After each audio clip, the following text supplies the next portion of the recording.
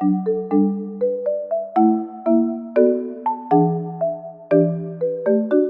guys, it's Baby Pink Gamer here, and I'm back with another video. And today I'm going to be doing a little revamping of my pink Joycons that I have here. These are the neon pink ones from the Splatoon editions. So I'm going to go ahead and be changing the buttons, the thumbsticks, and also the shells. And I just wanted to go ahead first and show you guys which ones I'll be using. So first I'm going to be using these pink buttons from ExtremeRate.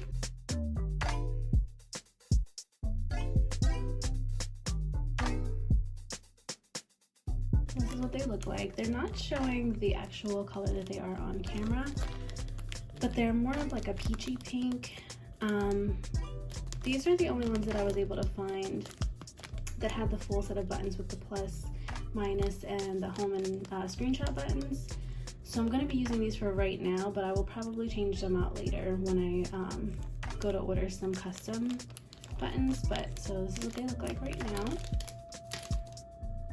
I also have this toolkit that I purchased. I'll link down below, and I'll let you guys know how they worked. The next thing is the thumbsticks. The reason why I'm doing these is because I have a problem with drift on them, so they need to be fixed anyway. So I'm going to change them with these white ones instead. And then next I got these buttons here, which are really cute. I don't know if you can see, but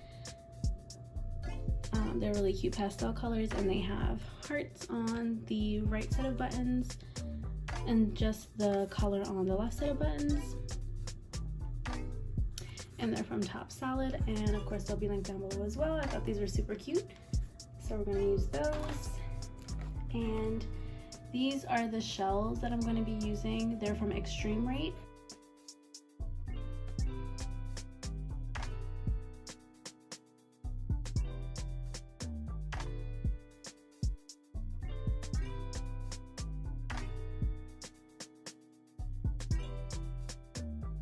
So here's a better look.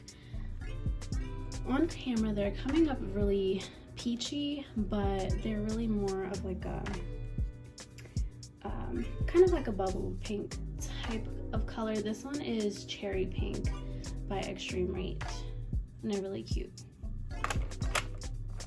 So using those, and then last but not least, I'm going to go ahead and put a crystal clear protector on the Joy-Cons as well as the back of my Switch, and I'm going to change out the sticker that I have on the back of the Switch as well. So with all of that, I'm going to go ahead and get started.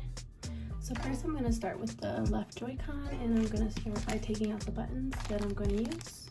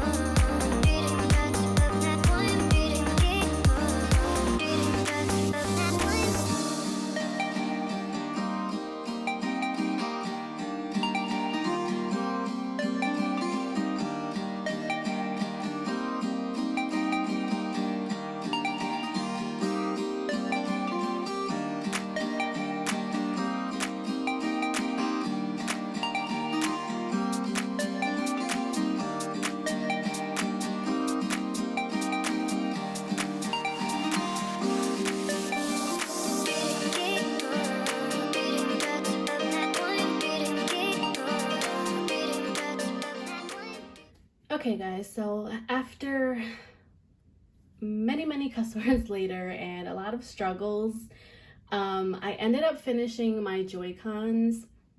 Unfortunately, I didn't record myself doing these right Joycons here because there was some frustration with the left one. So I just wanted to kind of hurry up and do the right one since it got kind of late, and finish it up. So this is what they look like.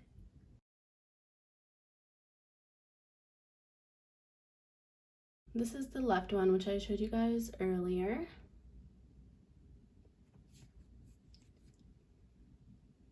And again, it's not coming up on the camera, like the actual color that they are. It's a little bit more like a salmon color, but it's more like a cherry pink. These are the, like I said, the cherry pink ExtremeRate shells. So yeah,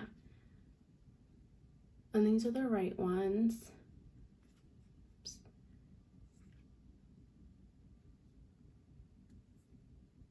Along with the infrared sensor thing, and then the buttons.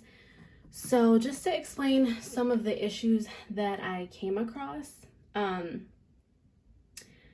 first and foremost, one of the issues was the back trigger on this one right here, the ZL button. There is a little button under the trigger that you have to line everything up perfectly along with the springs, the 2 springs that are in there. And I was able to do that with some struggle because this button has to snap in, so you have to give a lot of force to get it in. But unfortunately, when I did, I didn't realize that the actual, it's like a tiny black microchip looking button. That button is extremely fragile, and so when I did snap this in, it kind of broke a little bit, and not necessarily broke as in it got like messed up to where it's unusable, but it broke as in the little chip that it was attached to that I screw into the middle plate in here, it detached from it. So I had to open them back up and put that into place again in order to have this trigger working like it's supposed to. So it is now. I was able to fix it, but I didn't get that on camera. Another issue that I came across, which was later on after I had built both of them, the battery in this one looked really weird, and I wasn't sure why. Again, they came from these pink Joycons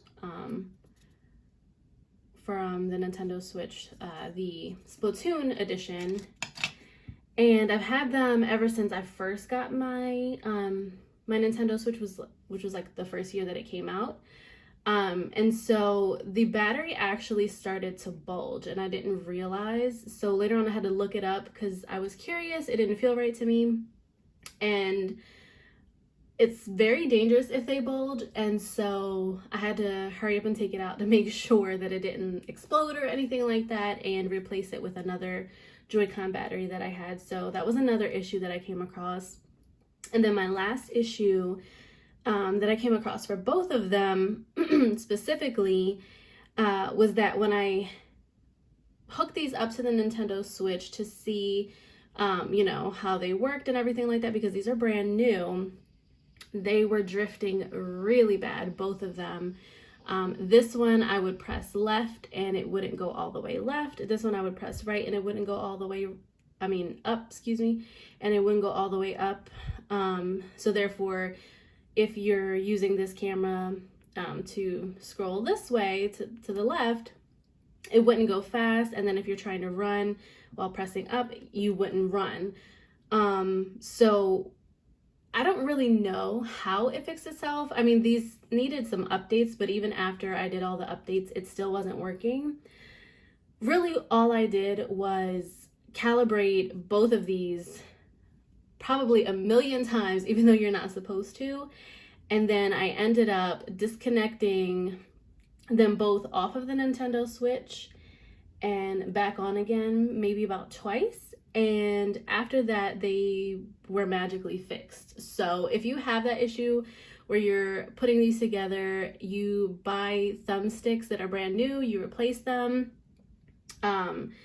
Try playing around with it for quite a while before you contact whatever seller you got them from, because that's what I was going to do, but I ended up being able to fix them.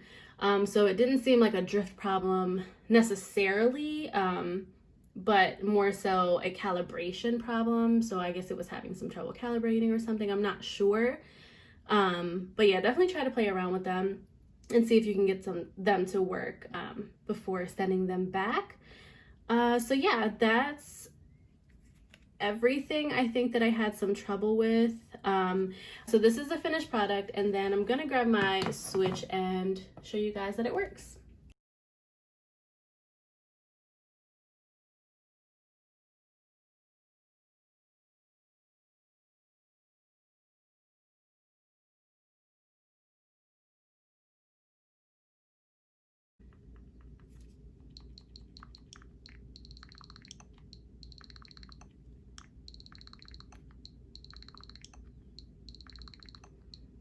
So as you can see, they're both running smoothly. And the buttons, I prefer these buttons over the original ones. Honestly, they're very clicky. They have a tiny bit of height to them, which I really like. I don't know. I guess all the buttons kind of have the same height or whatever. I don't know, but they feel like they're higher to me for some reason. And I love the way that they feel. But as you can see, all of them work really well. You can take a screenshot. We can go home. And you can hear them working. And then you can also do a button test.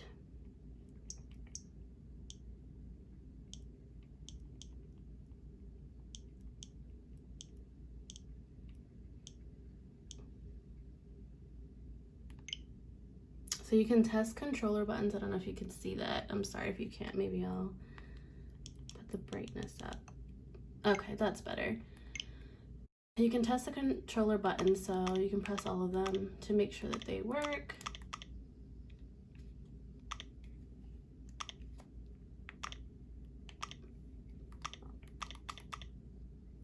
And then I don't think you can test these, yeah.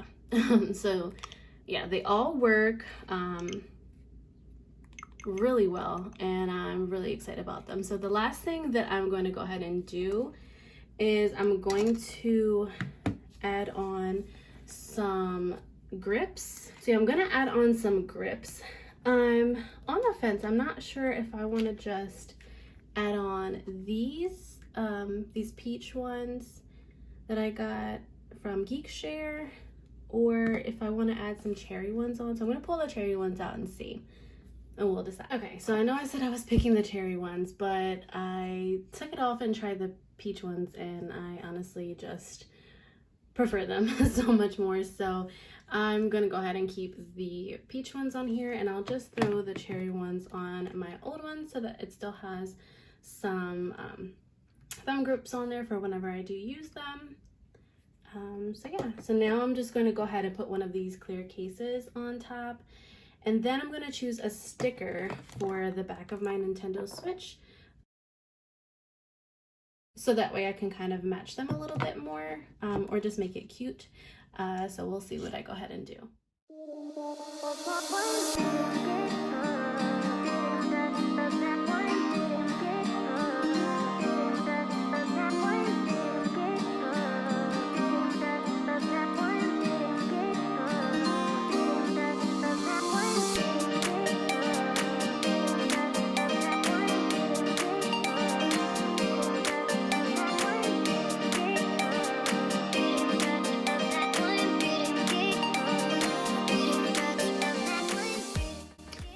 So there we have it, and to be honest, it looks even better inside of these little grips than it does without them. I love these grips.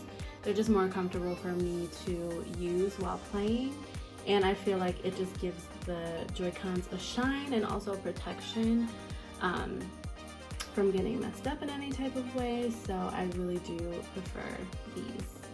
Yeah, so this is what it looks like, and I'm gonna go ahead and get some stickers out, and then we're gonna decorate the back plate. Okay, I went ahead and grabbed some stickers that I like, and I'm just gonna test them out and see. I'm gonna go ahead and remove the previous back plate and then put on this new one here.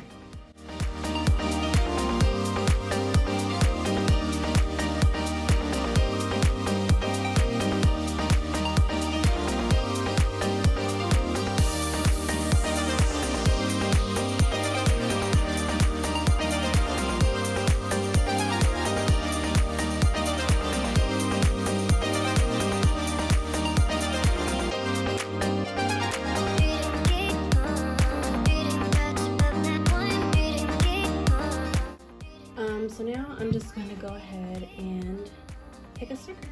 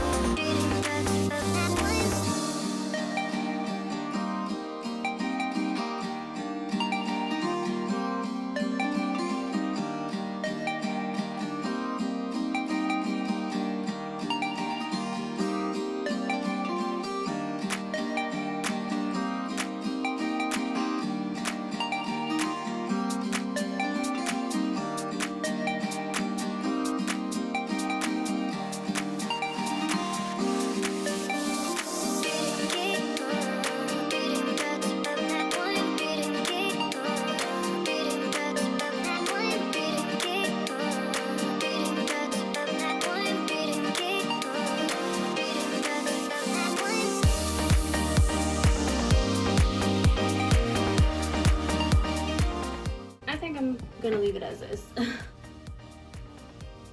I think it looks really cute like this. I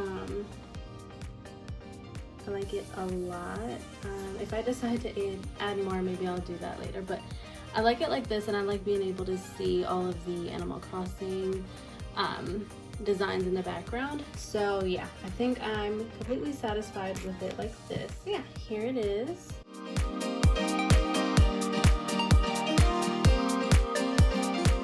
And I think it looks really cute. It looks simple, but I definitely like how it came out.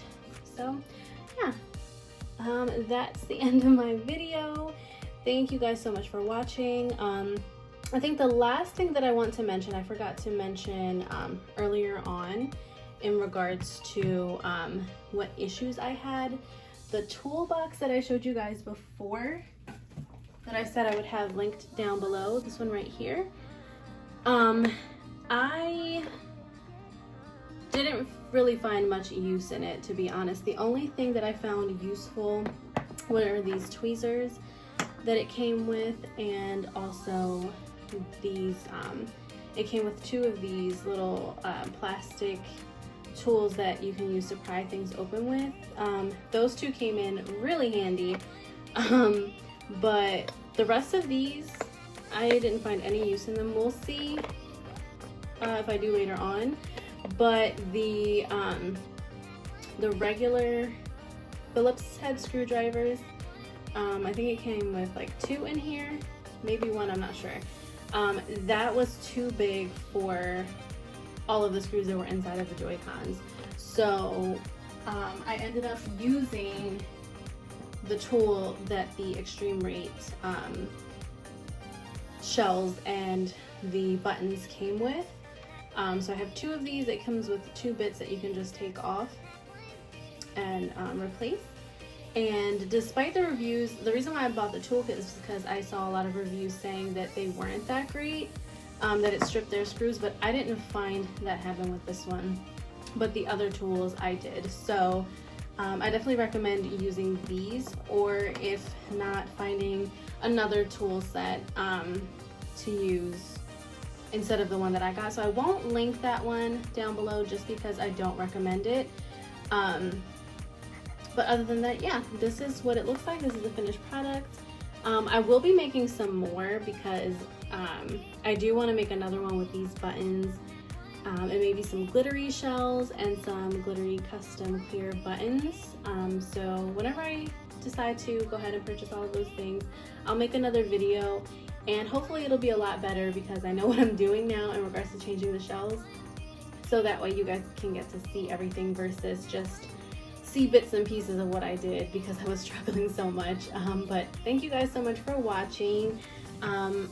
Thank you so much to all of my new subscribers. I hope you enjoyed this video. If you did, please don't forget to give it a like or a thumbs up, and subscribe to the channel if you're not already subscribed. I'll see you guys in the next video. Bye.